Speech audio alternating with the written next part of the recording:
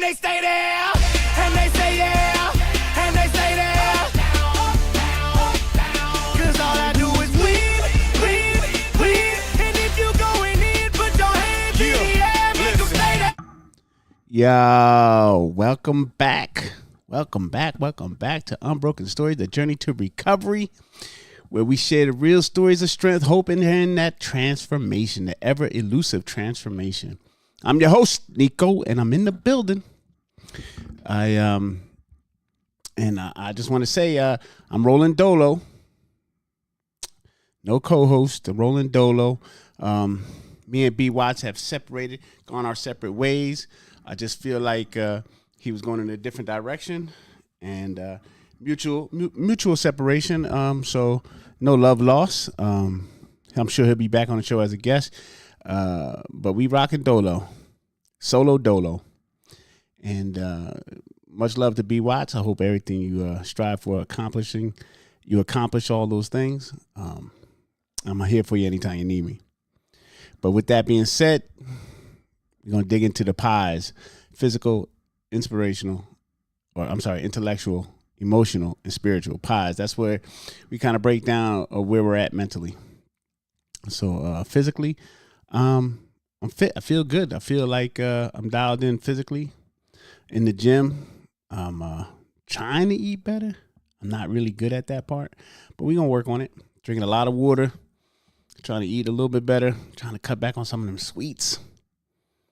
But I still have my Chobani Creations Ice Pop orange cream. This is the best yogurt ever, yo. I like to eat yogurt while I do my podcast because it coats my throat for some reason. It makes it feel more silky as I speak.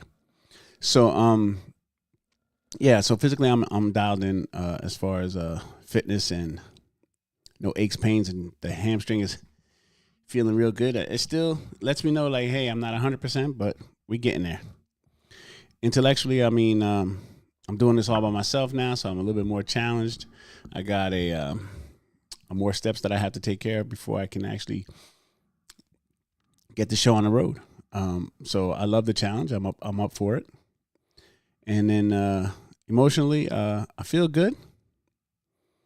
Feel real good emotionally. Family's good. My son is about to head off to the National Guard if everything goes well. I think he's been accepted. He has to do some other testing. Other than that, he should be good to go, and then off to basic training. So I'm kind of like up in the air about that because, like, part of me says, yo, he needs that discipline and to get ready for real life situations. And then the other part of me saying, God, I hope he's all right out there. I know I'm going to be going batshit crazy when he's gone. And spiritually, I'm trying to get more dialed in, trying to connect to my higher power a little bit better. Trying to find time to talk to my higher power. So that's always a kind of a hang up for me because I never was very a religious person. I don't do a relationship on Sundays with church. So my higher power is within, and the universe as a whole.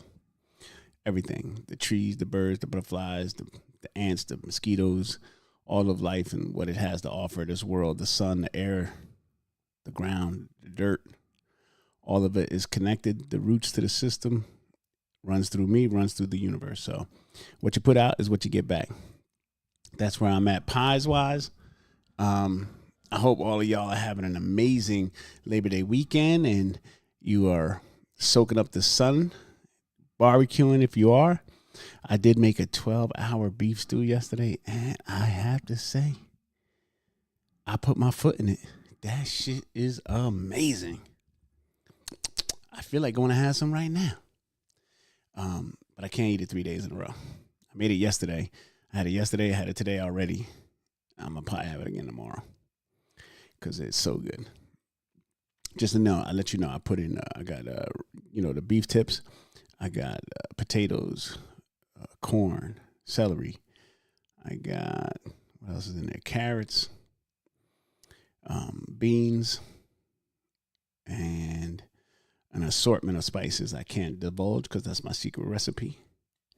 12 hours. I do put in I'll tell you one of the secrets. I put in spicy chili beans, and I also put in spicy beef broth. So that's what gives it that richness. It's so good. It's such a. It wasn't even smoked, but it has a smoky flavor. It's crazy.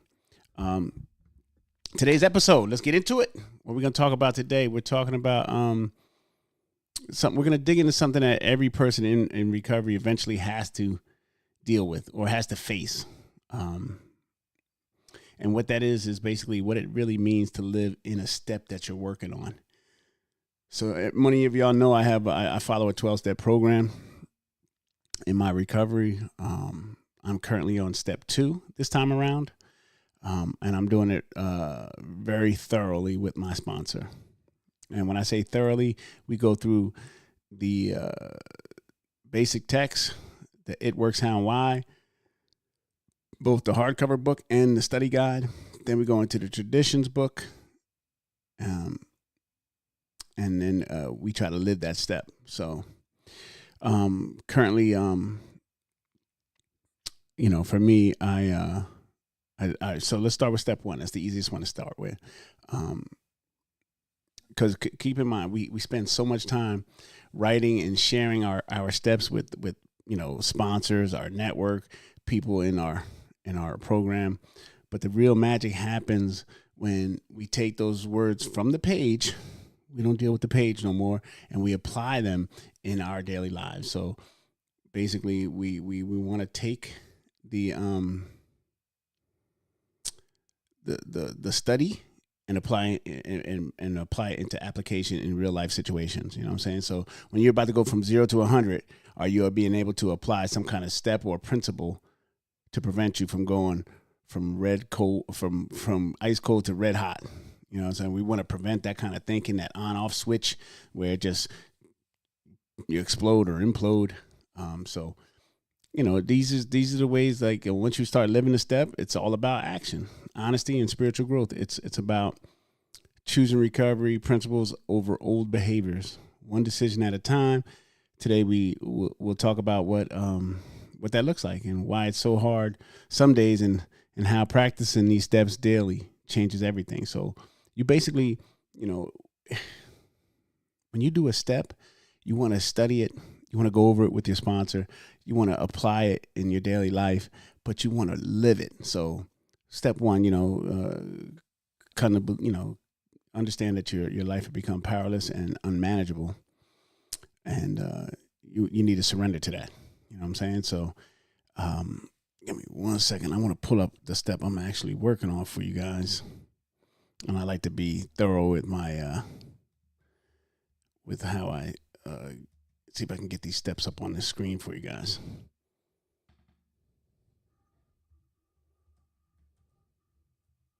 Give me 1 second. Here we go.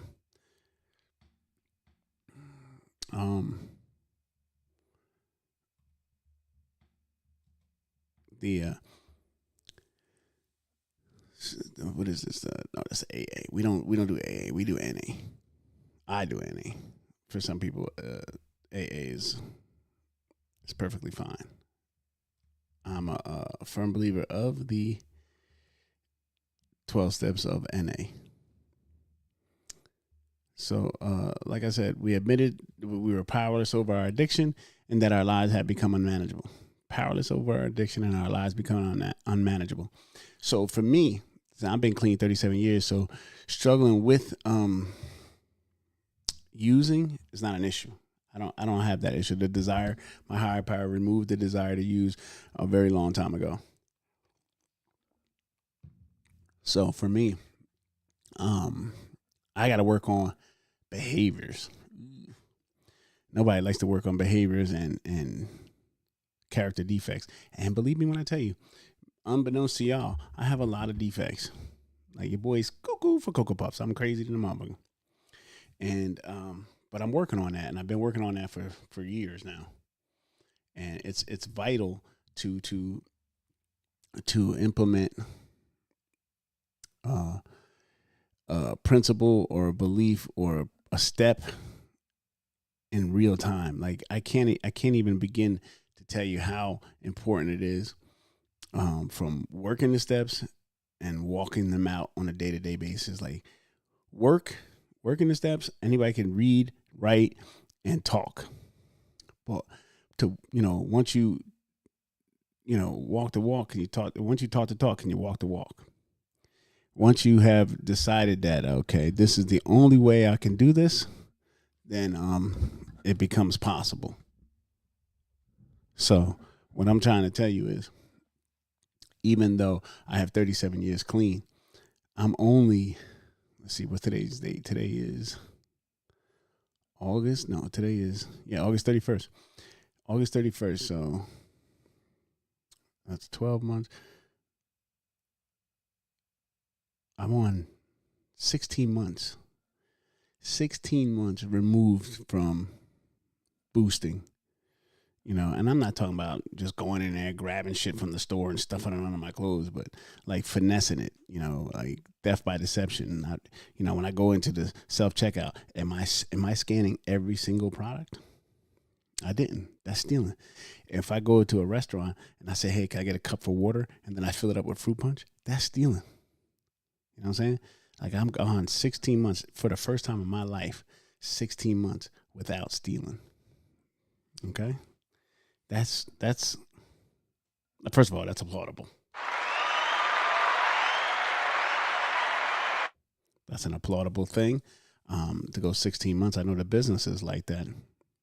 But I honestly believe that had I continued stealing, Walmart, Home Depot, Lowe's, Target, Ross, all these stores would have had a RICO Act on me.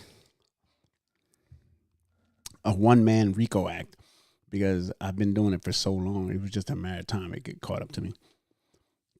So it's funny how when you get into these steps and you start working them seriously with the help of someone who has worked it and has a working knowledge of it, and he could break it down in layman terms, what it actually means to live in the step. And then you apply that. Like I have to say the serenity prayer sometimes before I walk into a store, because my mindset would be like, yo, I know that dog food is $60, but we only gonna pay $12 for it today.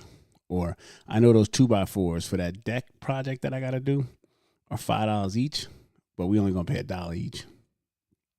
Like I'm gonna change the price tags and all of that nonsense. So I have to say the serenity prayer just to make sure I'm dialed in to my principle for the time I'm in that store. Like that's how caught up I was in the addiction of stealing. Because since I stopped using drugs, my addiction didn't go away. It just said, okay, since you don't want to do drugs, let's not fuck with drugs no more. Let's put them to the side. We don't have to do no more drugs. Forget drugs. Addiction will tell you this. Fuck drugs. That shit was getting old anyway. Nigga, there's a whole lot more shit we could do together. We can lie, we can manipulate, we can steal, we can lust, we can, you name it, we could do it. Anything you want, I got you. That's how addiction talks to me in my voice.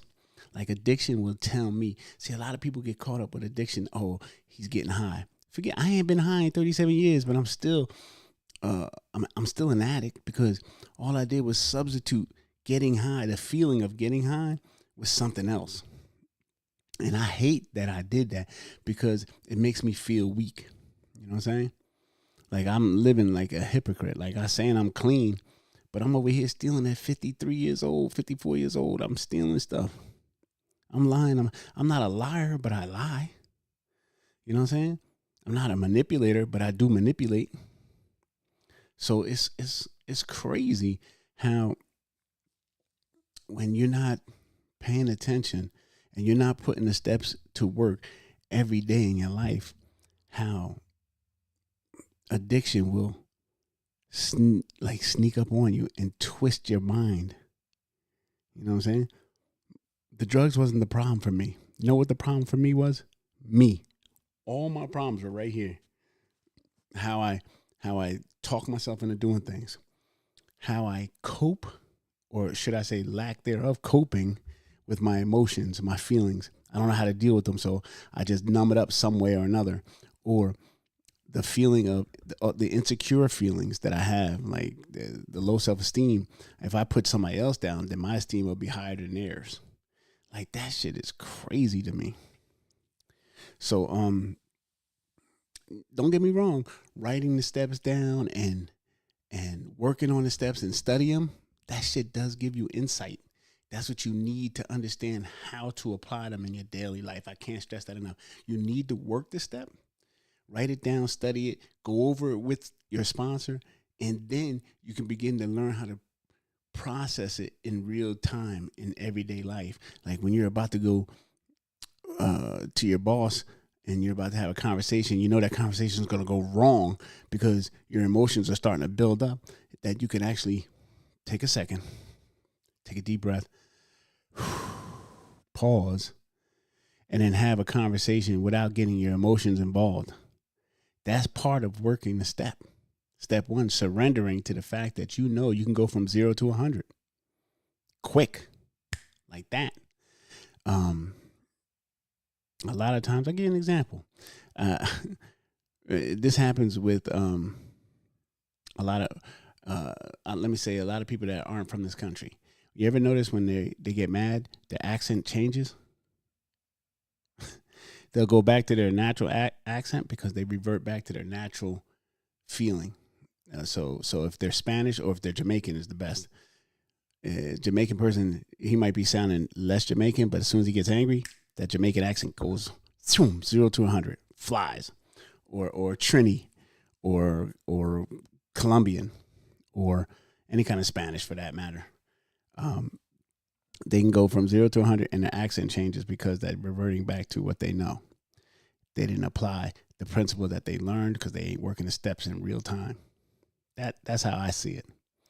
I'm always trying to figure out a way where I hate apologizing, you know? So if I live better, then I won't have to apologize as much. So for me, it's simple. I do the writing, do the studying, get the insight, and then I put that insight into action. And that's what builds the transformation. I start to apply that insight into action, you know? And then when I do that, when I start doing that on a daily basis, I start to have a transformation. So that's one. That's one way I can do it. The other way is to make things more practical. Like, all right, for example, in step one, you got humility, admitting powerlessness every morning. As soon as I wake up, I say, all right, you had a problem with this. It took over your life. Now you understand that you are powerless over this and that you need to remember that. Like in each step, there's one. Like in step 2, there's hope. Remember that you're not alone when life gets too heavy. In step 3, there's surrender, choosing faith in a higher power during those tough times or those tough choices or tough decisions that you have to make. That's when you got to talk to your higher power. You're like, yo, help me get through this. Like, what is the best insight you got for me? Simple one. Step 4 and 5, honesty. Owning mistakes, quickly making amends. Like, if you know you messed up, then apologize and make amends to that person or that group of people or that business or whatever it is. But do it quick and be honest about it. And then, step 10, which I'm not even nowhere near these steps yet, but daily inventory, small check-ins at night, like, and do it. You can do it at night. You can do it throughout the day. Just check in to see where you're at. Make sure you're dialed in, make sure you're staying accountable, make sure you're still, trying to apply these principles in real time in everyday life in all your affairs, not just, I want to stay clean. Because once you're off the drugs and you want to stay stopped, now you got to start focusing on the healing, focusing on what made you go to the drugs in the first place so that you don't revert back. That is the key thing. People don't understand that once you get off the drugs and they're out of your way, you're out of your system a year or two later, it doesn't mean that they're gone forever. You have to constantly remind yourself, hey, I can slip back into that if I don't pay attention. You got to pay attention. And like practice, no one's born with these skill sets. It takes practice to obtain them. I'll give you a couple habits to keep your steps alive and keep them working in your day to day life. Prayer and meditation. That's just to get you dialed in, to get you focused and dialed in for the day. I'm be honest with you. This is me being honest. I don't pray every day. I really don't. I don't know how to. I'm working on it. I talk to my higher power. I kind of just sit and absorb it, in a peaceful place. And I just try to dial in that way. Meditation is working for me. Just breathing and trying to clear my mind. And I try to do that in the morning. That's for me. That's what starts the centering my day. There's another way to get you dialed in and centered and hold yourself accountable, and that's with a list of gratitude. Like, be grateful, be gratitude. Keeps things into perspective for you. I need to do that more often as well. Gratitude list is very important. It's a key thing. Here's another one. Now, this is one I'm pretty good at. Accountability calls and text messages with my sponsor or some type of person in my network. Like, because your sponsor ain't always going to be there. They go on vacation. They got shit going on in their life. They argue with their wife. So you can't always put your whole recovery into your sponsor's hand. Though he's a key cog in your recovery, you must have what I like to call mini sponsors. And that is nothing more than my network, people that I surround myself with who are like-minded.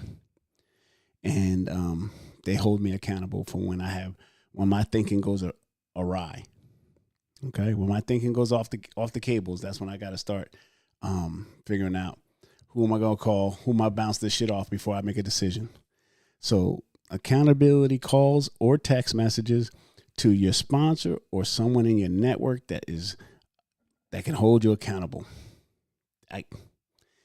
This is how you begin to live in your step. You know what I'm saying? And don't forget the old reliable. Ask. Simple as that. Just ask. Ask somebody. Which principle do I need most today? You know what I'm saying? Like, ask your sponsor. Ask somebody in your network. Ask, a friend, a family member, somebody who understands these principles, somebody who's working it is more likely going to give you the right answer. And that's how I think that's how I get through the day-to-day process. Am I doing it 100%? Absolutely not. Absolutely not. Because even though I've been clean for 37 years, I still struggle because guess what's attached to the top of my shoulders? This big old blockhead. You know what I'm saying? Like, I still think for myself, and I've been thinking for a certain way for so long that it's easy to click right back into that process of thinking. And it's comfortable. It's almost like breathing. I could just snap right back into it. I'm trying to think of a personal story that kept me from acting out. Like, so I'm very blunt, upfront, probably brutally honest, and that's can go either way, good or bad. Sometimes I'm brutally honest and it's negative. Sometimes I'm brutally honest and it helps. I can tell you this. As long as I pause, take a second to reflect before I know I'm going to do something crazy or act out of character or something that goes against my principles, I like to say the serenity prayer. Why? Because it's like a form of surrendering. I'm giving it up to my higher power because I can't do it on my own. help me, and then I can move forward. A lot of times people, they get caught up in that, I got this. Don't worry about it. I'm good.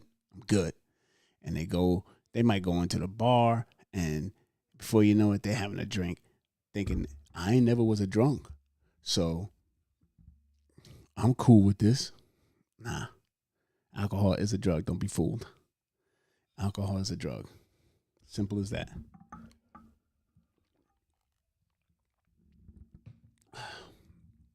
Ice cold water is delicious. Um, if anybody has a story or any insight, please feel free to chime in. Hit the chat on Twitch.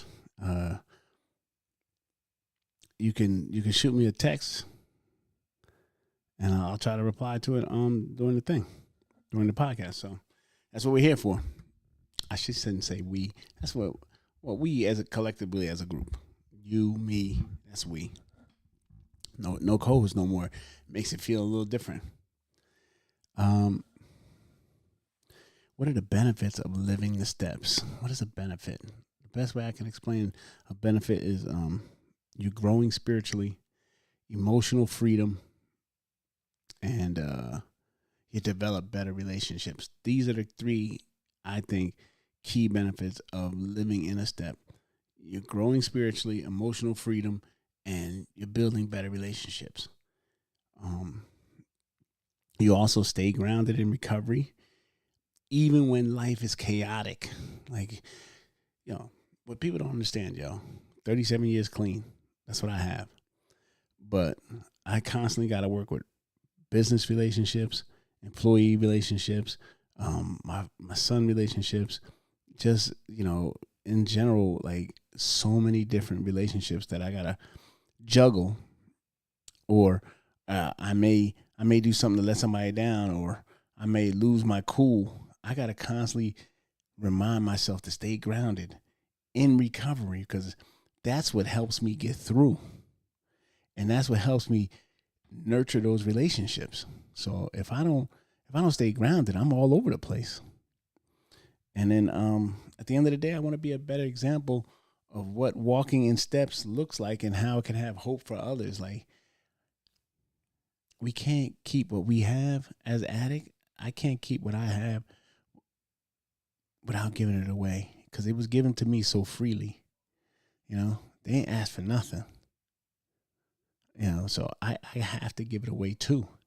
So if this can help one person, mission accomplished. I raised the roof on that. Mission accomplished. If I can help one person get a better understanding of what it is and how it is to walk in the step that you're currently working on, or one that you might be going to, and apply that in real life, because we can come inside the rooms and sound profound, can share some good old shit, and then leave the rooms and all that shit goes out the window. There's no more principles. You cutting up, you're lusting, you're stealing, you're doing this, you're doing that. You're just acting a fool. And then what happened to the spiritual principles that you were talking about in the rooms or in recovery? See, it's so easy to do in a positive place. But when you're in life, when life gets lifey, can you do it then? Or when somebody road rages you and throws you the finger up, are you going to follow them home and invite them to a fight? That's not very spiritual, in my opinion. But who am I? So like that to me is the key of it all. That's the key of it all. Like, and I just rewind it. Prayer and meditation. That to help you dial in, to get centered in your day, to help you get a better, like, strong footing. You know what they say? You hit rock bottom, and sometimes hitting rock bottom is exactly what you need, because then you could build a strong foundation on solid ground. Solid rock, you could build a strong foundation. Work in the steps, get a sponsor, get a home group, get a better network, and then study your steps, write them down, start to begin, working with them, with your sponsor and others, and then start applying them in real life situations. Like I said, humility is one of the key principles in step one. Surrender is also one I use in step one. Humility, hope, surrender, honesty. These are like the 4 basic principles. If you have more of that in your life, well, then your life is going to be more fulfilling and less toxic. So humility is very hard for me, because I think sometimes my shit don't stink. Simple as put. I feel like I'm the gift to everything. And reality is the gift is being given to me through recovery. And I get a chance to live it, and I get a chance to share it. That's the true gift. So for me, humbling up and gaining some humility will go a very long way. I can't even begin to express how that has helped me in these last 2 or 3 years. So again, remember, prayer, meditation, gratitude list, take accountability, make those calls, make those text messages when you feel like life is getting too lifey. Don't wait until after you made the mistake and then make the calls. Do it before you make the mistake. Do it before you act out. Do it before you react. Because a lot of times we become very reactive instead of proactive. So make the calls, make the text messages. Just do it just to form the habit of doing it so that it doesn't become hard to do. You know what my sponsor made me do? He made me call him 30 days in a row. If I missed a day, I had to start over. And if I had 2 strikes, on the 3rd strike, he ain't taking me as a sponsee. Like, the reason is that after 30 days, you form a habit of talking to your sponsor. It becomes easy, especially when the shit hits the fan or a day goes sideways.